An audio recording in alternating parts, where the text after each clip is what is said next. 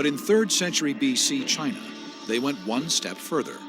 They used technology to create the afterlife, right here on Earth.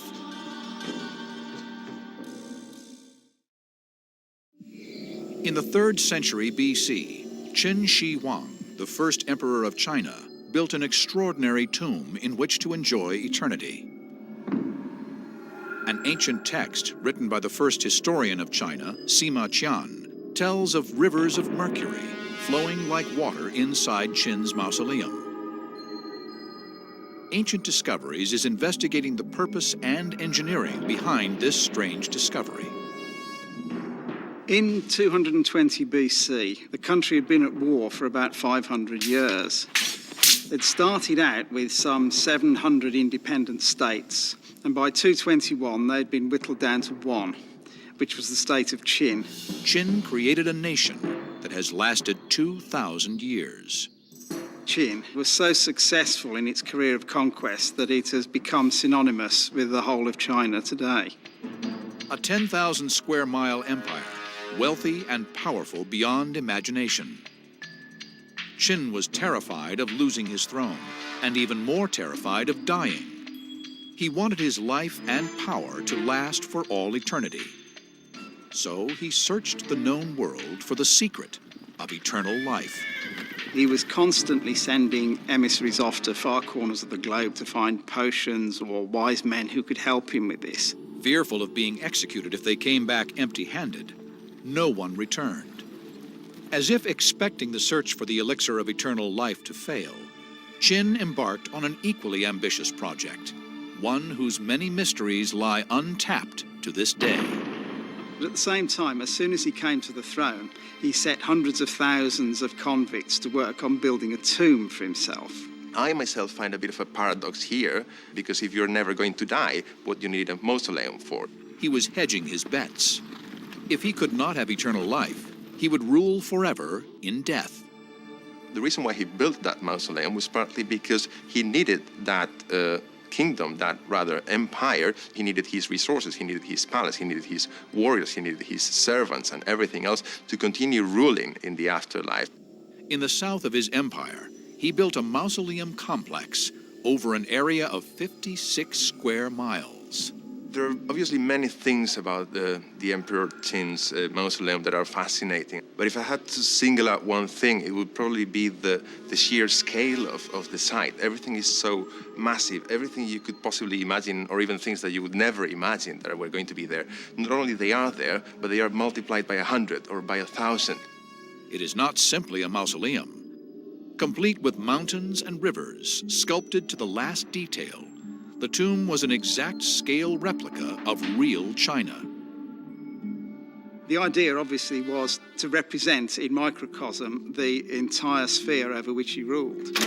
Based on an ancient Chinese text written by Sima Qian 100 years after the emperor's death, ancient model maker Richard Windley has reconstructed the layout of the tomb. These accounts imply that this map was actually fairly accurate in its detail. We've got the main rivers. It's probably likely that the terrain was actually fairly accurately constructed as well. For the rivers, Qin did not use water. Instead, he filled the channels with mercury. Mercury is a metal unlike any other. It is liquid at room temperature. This unique property fascinated the ancient Chinese and gave it mystical significance. So I think this idea of mercury as the enigmatic substance that defies nature may be the reason that explains why people thought that it could also extend their own lives. But creating whole rivers made of thousands of tons of mercury was not the most amazing part. Qin's engineers also designed an ancient turbine that drove the liquid metal around the tomb. After the first emperor died, his successor had the skilled workmen who'd worked on the tomb buried alive in order to preserve the secrets. For that reason, probably, we don't know how the mercury was propelled around the model. Sima Qian simply says that it was some mechanism, and he obviously didn't know the details himself. Richard Windley is working with leading academics to speculate how this feat of hydraulics might have been achieved. This is the ECC? Yeah. Janice Lee is the senior curator of the site and one of its greatest worldwide authorities. Do you think we've got a reasonable representation here? Yeah. The experts have come up with a theory that may give us new insights into how the mercury rivers were caused to flow around the tomb. Archaeological evidence from the same period shows that the ancient Chinese were proficient with the water wheel and the axle. We know there were underground streams in the area. It would have been fairly easy, given the technology of the time, to harness these to some kind of water mill that could have driven the mercury around the tomb. What I've decided to go with to solve these problems in model form is a horizontal water wheel. This is driving a kind of paddle wheel. So effectively, we've got a horizontal wheel driving a vertical wheel. Richard fills the model rivers with a mercury substitute and turns on the flow to simulate the action of the real underground rivers. It rather looks as though it's working, actually, and it seems to have settled down, and it's all actually working quite nicely. Water from the river is directed down a channel onto a horizontal water wheel and away into the earth. This is connected via a right-angled gearing system to a vertical water wheel, which pushes the mercury round the tomb. As long as the water source still flowed, the emperor would have had rivers of liquid metal flowing through his afterlife empire for eternity. Surrounded by life-giving rivers of mercury, the emperor could reign over his replica kingdom for eternity and finally satisfy his lifelong dream of ruling forever. But just to be sure, he took out even more insurance. Sima Qian mentions more sinister features of these ancient rituals of death. Emperor Qin was accompanied on his journey into the next world by hundreds of slaves and concubines, all buried alive. He also had 8,000 terracotta warriors to guard him. And perhaps more practical against the grave robbers of the future, a system of lethal booby traps. Qin's ghostly defenses are our final ancient discovery. This is part of a tomb complex that was built in the 3rd century BC as the eternal resting place for the first emperor of one of the world's most successful empires, China. Like something out of an Indiana Jones story, this enormous tomb was filled with weapons and treasures fit for the most powerful man on earth. With so much of value in the tomb, the emperor needed to know his eternal resting place would be safe from robbers or anyone seeking to desecrate the holy site. To ensure the safety of himself and his belongings, he ordered his engineers to produce solutions that seem right out of a movie. Booby trap defenses. In the historical records, they gave this information about the tomb. And so they have, in the dark corridors of the tomb, they fixed crossbow triggers there. So if any robbers dare to enter the tomb, the crossbow will release the arrows automatically. Ancient Discoveries is investigating the technology of the first emperor's tomb defenses. Our investigators use their knowledge of contemporary Chinese technology to speculate what these booby trap devices might have been. What I've got here are our sort of proposed reconstructions of the booby trap crossbows for Qin's tomb. There are several variants. We've got several which just fire single arrows. Ancient Chinese crossbows had a draw strength of up to 300 pounds and fired bronze-tipped bolts 2 to 3 feet long. There probably will be bamboo. This is a fairly typical sort of largish arrow. We've got a nice sharp point on the front. There'll be a tang which runs down inside the bamboo. Other bows could fire several bolts at once. We've got a crossbow which is called in Chinese a lian nu, which is a multi-bolt crossbow. This fires 4 bolts at once. There's 1 single string as per a normal bow. They do actually run in grooves, which is going to help to keep them going in a reasonably straight direction. Ancient Discoveries has built a replica of one of the entrances to the Great Tomb. So behind the walls of the corridors of the tomb, were the covert devices. Now, these were the devices that weren't intended to be seen.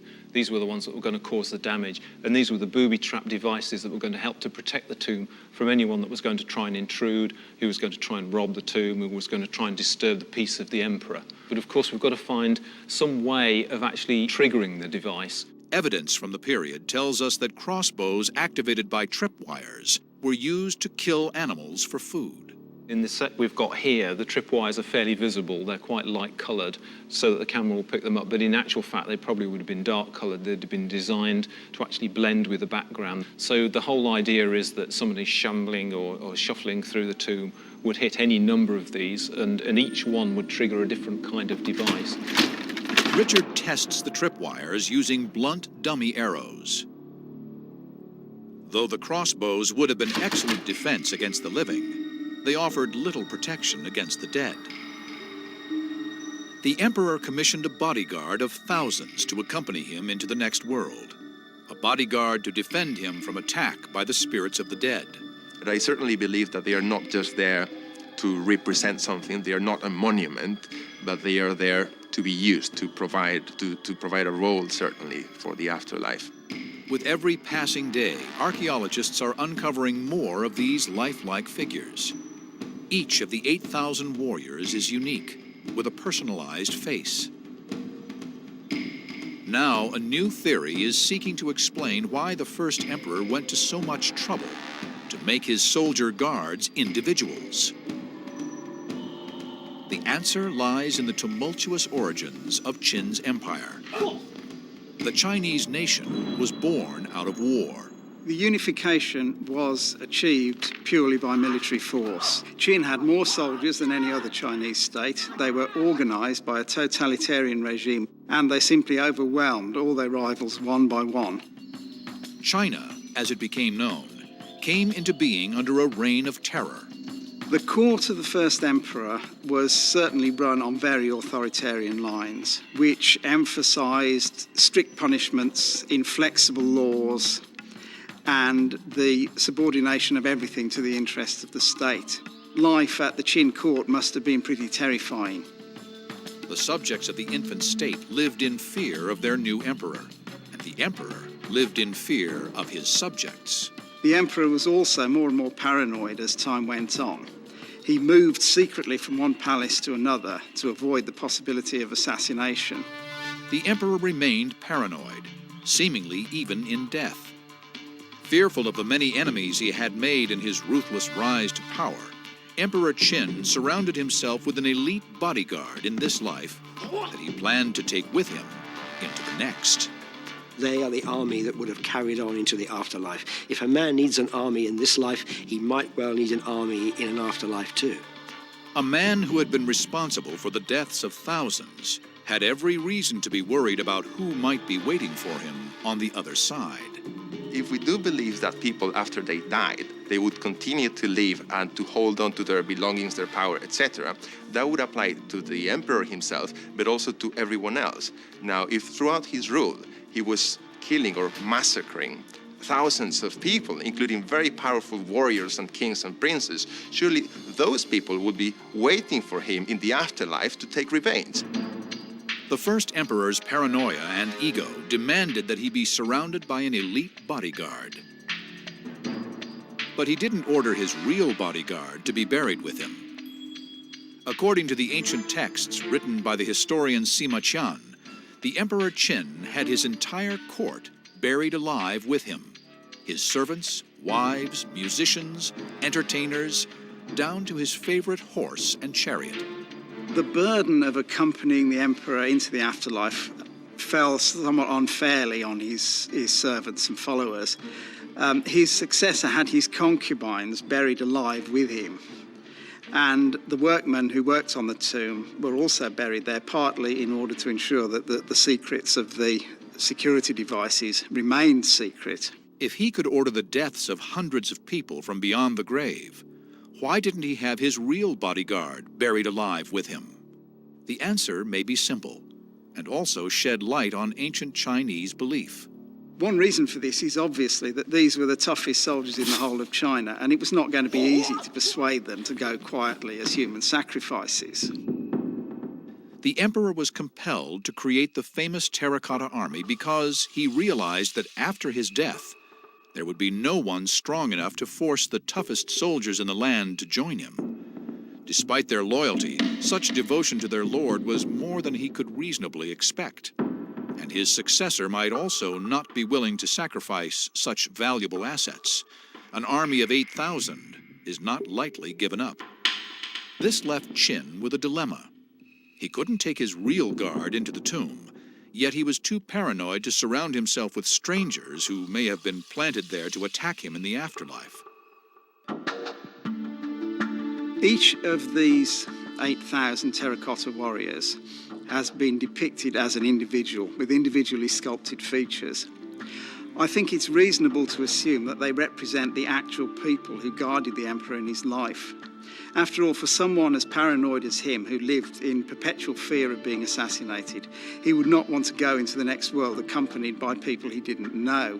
It must have been reassuring that these images actually represented the few people on Earth that he knew and could trust. If the features of the terracotta warriors are indeed portraits of real-life soldiers, then when we look at these stony, silent faces, we stare into the faces of men who once protected and fought for the founder of one of the greatest empires the world has ever known.